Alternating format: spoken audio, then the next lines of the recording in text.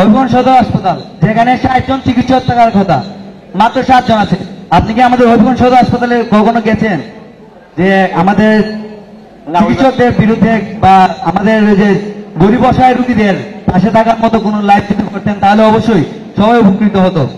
হবিগঞ্জের মেইন একটা হাসপাতাল নিয়ে কমপ্লেইন আছে, আবার সেম কমপ্লেইন আছে আমাদের সিলেটের উসমানী হসপিটাল নিয়ে বলা যাচ্ছে যে এখানে ঠিক মতো হচ্ছে না।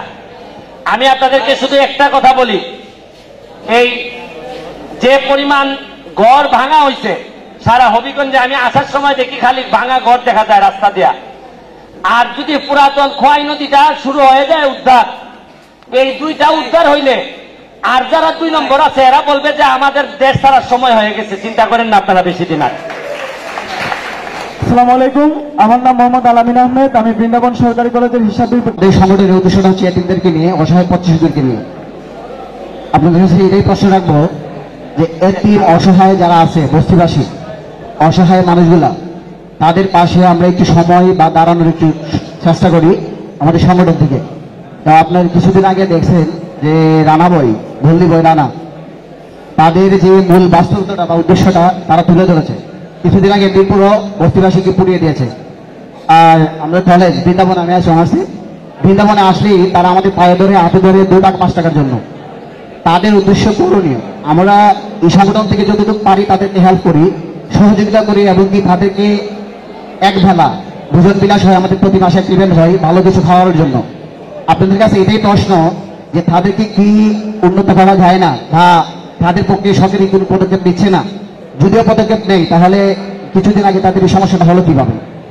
আমি বলি এটা একটা সিদ্ধান্ত নিতে হয়। আমি তো রাজনৈতিক জায়গা থেকে তোমাদেরকে আনসার করতেছি না, আর রাজনৈতিক কোনো পদবিতে আমি নাই। তবে যদি কখনো রাজনৈতিক পদবিতে আসি তাহলে এই তোমার যে কথাটা, এই কথাটা এখন আপাতত রাজনীতিবিদদেরকে আমি ট্রান্সফার করে দিব, আর পরে আমার কাছে সুযোগ আসলে আমি এইভাবে ব্যবস্থা গ্রহণ করব। ধন্যবাদ। আসসালামু আলাইকুম, আমি শাকাওয়াত মাহমুদ। বাংলাদেশের মানুষ শুধু প্রশ্নটা করেন আপনারা। দেখতে পাই একটা ঘটনা ঘটলে বেশি হয়তো 2 থেকে 3 দিন আমরা সামাজিক যোগাযোগ মাধ্যমে এটা নিয়ে কথাবার্তা বলি, কিন্তু এর বাদে কিন্তু ঘটনাটা ধামাচাপা পড়ে যায়। এখন আমার প্রশ্ন হলো, এই যে নুসরাত হত্যা মামলা আপনি নিয়েছেন, বা ইফাত হত্যা কয়েকদিন আগে কালকিত মামলা হয়ে গেল, মামলা হওয়ার পর যে আসামিকে গুলি করে হত্যা করা হয়, বিচার বহির্ভূত হত্যা, এটা কেন করা হয়? এটা কি আইনে ছিল, আইনে আছে? বিচার বিভাগে কি এর দ্বারা মান সম্মান পূর্ণ হয় না? এটা আমাদের প্রশ্ন। কয়েকজন ভলেন্টিয়ার নিচে তার জন্য আমি শামসুদ্দিন রাজন, কেন্দ্রীয় পর্যবেক্ষক, বাদন, বৃন্দাবন সরকারি কলেজ ইউনিট। আচ্ছা, আপনার কাছে আমার কিছু প্রশ্ন বলতে পারেন, পরামর্শও বলতে পারেন। গত কয়েকদিন আগে নিউজ 24 একটি প্রোগ্রাম আছে, স্বপ্নের বাংলাদেশ, এটি হবিগঞ্জে অনুষ্ঠিত হয়েছিল। তো হবিগঞ্জের এই অনুষ্ঠানে আমার কোনো এক বোন প্রশ্ন করেছিলেন যে হবিগঞ্জে আসলে কোনো ব্লাড ব্যাংক আছে কিনা।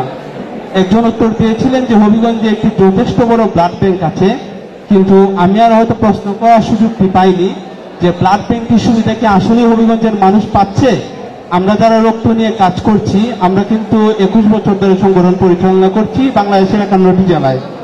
তো আমরা ফ্রেশ ব্লাড নিয়ে কাজ করি, কিন্তু মধ্যরাতে যখন ব্লাডের দরকার পড়ে তখন দরকার হয় ব্লাড ব্যাংকের। তো আপনার কাছে অনুরোধ থাকবে, একটি পরামর্শ দিবেন যে ব্লাড ব্যাংকের উপকারিতা আমরা কিভাবে পাবো? ধন্যবাদ। হচ্ছে একটা দরিদ্র পরিবারের ছেলে অথবা মেয়ে উচ্চশিক্ষায় শিক্ষিত অর্জন করো, আর যে চাকরির যোগ্যতা, সেই যোগ্যতা অর্জন করো, সে চাকরিটা পাচ্ছে না। 5 থেকে 7 লাখ টাকা ঘুষ চায়, আর এই 5 থেকে 7 লাখ টাকা ঘুষ দেওয়ার মতো তার ক্ষমতা থাকে না, এবং সে চাকরিটা পায় না। আর একই পোস্টে একটি প্রভাবশালী পরিবারের ছেলে বা মেয়ে 5 থেকে 7 লাখ টাকা ঘুষ দিয়ে সেই চাকরিটা নিয়ে নিচ্ছে, এবং সে ওই দরিদ্র পরিবারের ছেলে বা মেয়ে থেকে যোগ্যতা কম, সেই কম যোগ্যতা নিয়েও সেই চাকরিটা পেয়ে যায়। কিন্তু বাংলাদেশের অবস্থা এরকম কেন? আসসালামু আলাইকুম, আমি একটা নিজে ভোজন বিলাস সদস্য। আমার প্রশ্ন হলো, আমাদের দেশে বড় বড় দুর্নীতি, বড় বড় লিডার, পলিটিক্যাল লিডারের হাতেই হয়, আবার সেটা প্রমাণও হয়। তারপরে তাদের পরবর্তী নির্বাচনে মনোনয়নপত্র দেওয়া হয়। আমাদের সরকার কি সেগুলো জেনেও মনে করে তারা যোগ্য ব্যক্তি, সেটা আবার আরেকটু মানে এদের আবার নমিনেশন দেওয়া হয়, জেনেও কেন তাদের মনোনয়নপত্র দেওয়া হয়? এইটার কষ্ট, তাই তো? জি। আচ্ছা, আপনার মুখ আপনি বাংলাদেশের প্রায় সকল অঙ্গন এবং প্রায় সকল শ্রেণীর মানুষ নিয়ে কাজ করেন। তো অভিযাত্রী থেকে আমার একটা প্রশ্ন থাকবে, যে প্রশ্ন হলো ভাইয়া আপনি হবিগঞ্জের সন্তান হিসাবে, হবিগঞ্জের তরুণ অর্থাৎ আমাদের মতন তরুণদের নিয়ে আপনার কি পরিকল্পনা আছে? ধন্যবাদ।